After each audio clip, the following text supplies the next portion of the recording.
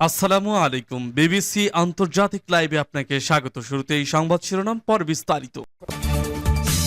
প্রথমে ইসরায়েল, ফিলিস্তিন, Iran, Hezbollah যুদ্ধ চলছে, জানিয়ে দিব আমাদের হাতে থাকা সর্বশেষ গুরুত্বপূর্ণ আপডেট। আন্তর্জাতিক সংবাদ। ইসরায়েল হিজবুল্লাহ পাল্টাপাল্টি হামলা, গাজায় নিহত ৩৭ ও লেবাননে নিহত ১১। জানিয়ে দিব সন্ত্রাসবাদ মোকাবেলায় ইরান তার সমর্থনে সবকিছু করবে। আরো জানিয়ে দিব আলেপ্পো শহরের দখলকৃত এলাকায় প্রশাসন পরিচালনা নিয়ে সন্ত্রাসীদের মধ্যে সংঘর্ষ। এবং আরো জানিয়ে দিব সিরিয়ার তাকফিরি সন্ত্রাসীকে উস্কে দিচ্ছে আমেরিকা ও ইসরায়েল। সর্বশেষ জানিয়ে দিব সিরিয়ার সন্ত্রাসী গোষ্ঠীকে কোন কোন দেশ সমর্থন দিচ্ছে। শুনছিলেন সংবাদ শিরোনাম, এরপর বিস্তারিত। তার আগে অনুরোধ থাকবে, ভিডিওটি যদি ভালো লেগে থাকে ভিডিওটিতে একটি লাইক এবং কমেন্ট করে জানিয়ে দিন ভিডিও সম্পর্কে আপনার মূল্যবান মতামত, এবং আরো কমেন্ট করে জানিয়ে দিন ভিডিওটি আপনি কোথা থেকে দেখছেন এবং শুনছেন।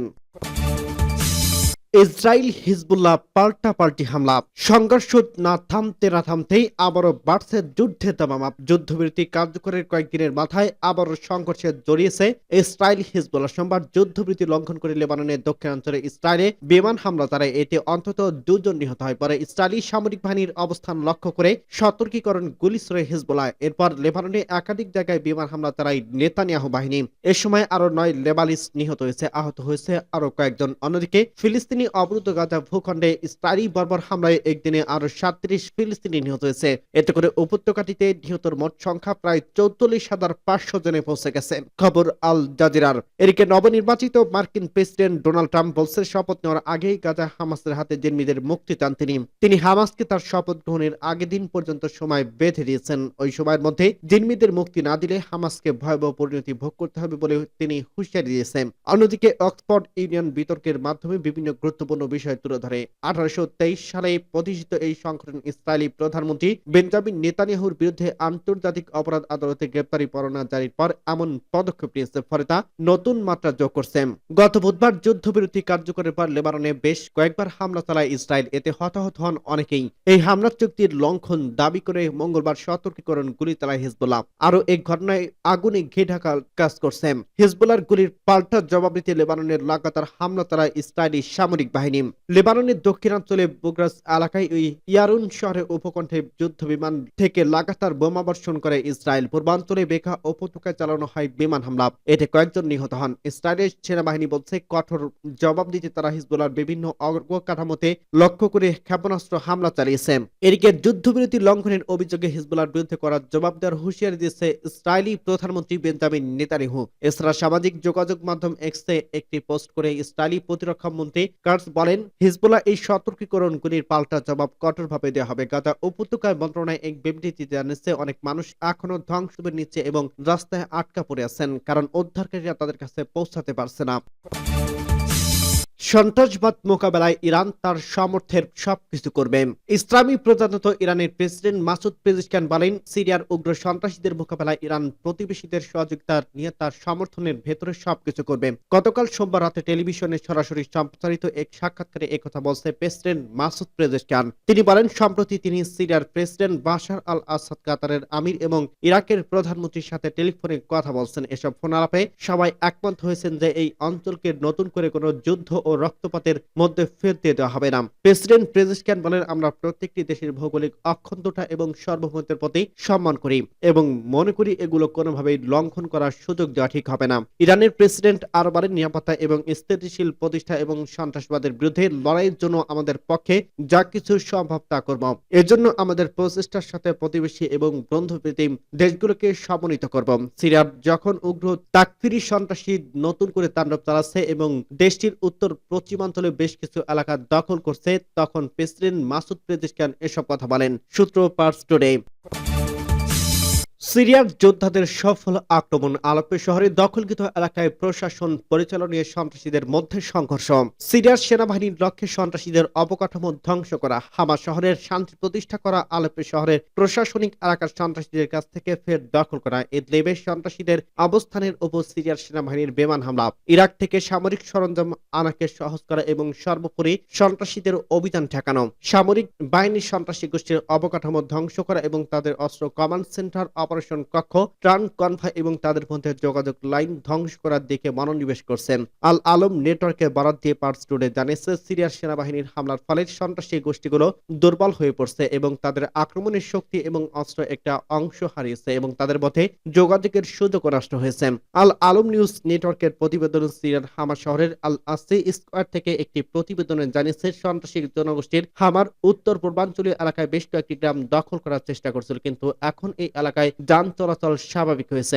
এই রিপোর্ট অনুযায়ী সন্ত্রাসী গোষ্ঠীর হাত থেকে এই এলাকাগুলো মুক্ত করার পর মানুষ তাদের কাজে ফিরছে।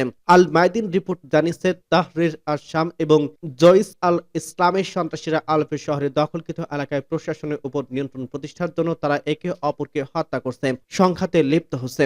আল মাইদিন প্রতিবেদন বলছে, সন্ত্রাসীদের মধ্যকার এই বিরোধ খুবই প্রবল এবং তাদের মধ্যকার সংঘর্ষের জেরে তাহরির আল শাম কমিটির অন্যতম নেতা আবিদিস মুহাব্বুল নিহত হয়। এই প্রতিবেদকে জৈশ আল ইসলামের সাথে সম্পৃক্ত বেশ কয়েকজনকে গ্রেপ্তারের কথা জানিয়েছে। সিরিয়ার বিমান বাহিনী দেশের বিভিন্ন অঞ্চলে সন্ত্রাসীদের অবস্থান লক্ষ্য করে বোমা বর্ষণ করছে। সিরিয়ার প্রতিরক্ষা মন্ত্রণালয় এক বিবৃতিতে ঘোষণা করছে, আলেপোর উপকণ্ঠে আল সাফিরা শহরের কাছে সিরিয়া এবং রাশিয়ার যৌথ বোমা হামলায় কয়েক ডজন জঙ্গি হতাহত হয়েছে। দামেস্কে এবং মস্কোর মধ্যে চুক্তি অনুযায়ী রাশিয়ার কাছ থেকে আরো অস্ত্র সিরিয়ার এই প্রদেশের হামিমির ঘাঁটিতে স্থানান্তর করা হবে এবং আলেপো ইদলিব সন্ত্রাসীদের বিরুদ্ধে লড়াই যেসব অস্ত্র ব্যবহার করা হবে। সিরিয়ার স্বাস্থ্য মন্ত্রণালয় জানিয়েছে, আলেপোর বর্তমান পরিস্থিতির কারণে এই প্রদেশের স্বাস্থ্য ব্যবস্থা ভেঙে পড়ছে। ইরাকের প্রতিরক্ষা মন্ত্রণালয় ঘোষণা করছে, দেশটির সেনাবাহিনীর সাজোয়ার যানগুলো দক্ষিণ আল কায়ুম অঞ্চল থেকে জর্ডানের সীমান্ত পর্যন্ত সীমান্ত সুরক্ষার জন্য মোতায়েন করা হয়েছে। সিরিয়ার তাকফিরি সন্ত্রাসবাদকে উস্কে দিচ্ছে আমেরিকা ও ইসরায়েল।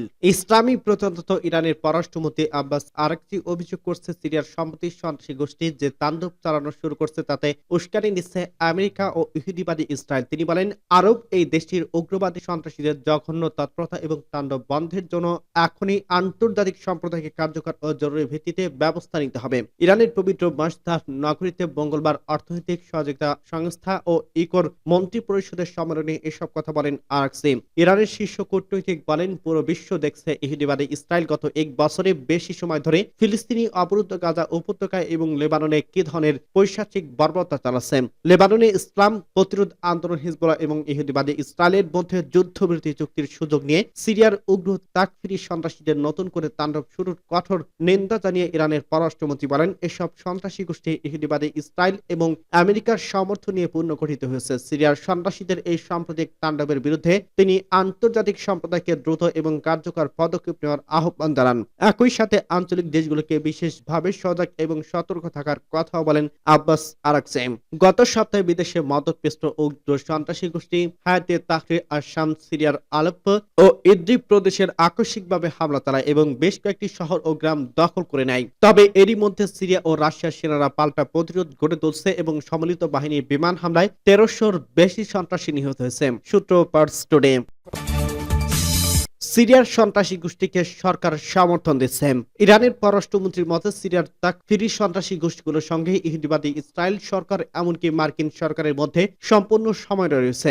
লেবানন ও ইসরায়েলের মধ্যে যুদ্ধবিরতির পর কয়েকটি দেশের সমর্থন এবং নতুন বিদেশি বাহিনীর আগমনের সন্ত্রাসী গোষ্ঠীগুলো সিরিয়ার উত্তর ও পশ্চিমাঞ্চলে দেশটির সেনাবাহিনীর অবস্থানে ব্যাপক হামলা চালায়। সিরিয়ার বর্তমান পরিস্থিতি বিদেশি পরিকল্পনা অনুযায়ী সিরিয়ার সন্ত্রাসীদের উত্থান, সন্ত্রাসীদের মধ্যে ইউক্রেনের ভাড়াটে সৈন্যদের পরিস্থিতি, সিরিয়ার আলেপ্পো এবং হামা প্রদেশের বেশ কিছু এলাকা মুক্ত করা এবং সিরিয়ার পরিস্থিতি নিয়ে ইরানের প্রেসিডেন্ট মাসুদ পেজেশকিয়ান, রুশ প্রেসিডেন্ট ভ্লাদিমির পুতিনের মধ্যে টেলিফোন আলাপ এবং সিরিয়ার 100 সন্ত্রাসী হত্যা, সিরিয়ার সর্বশেষ পরিস্থিতি নিয়ে পার্স টুডে আজকে নিবন্ধ পেয়েছে।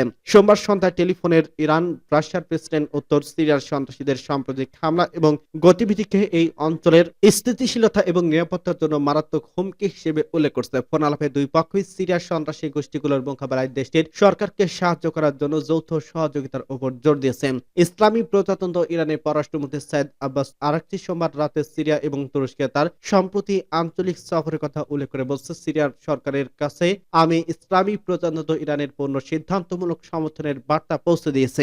সিরিয়ার ইহুদিবাদী সরকার আমেরিকা এবং সন্ত্রাসী গোষ্ঠীগুলোর মধ্যে সম্পূর্ণ সমন্বয় রয়েছে উল্লেখ করে আরাকচি বলেন, আরোপিত যুদ্ধের সময় সিরিয়া সরকার যেমন আমাদের সাথে ছিল, আমরা এই দেশের সঙ্গে থাকব।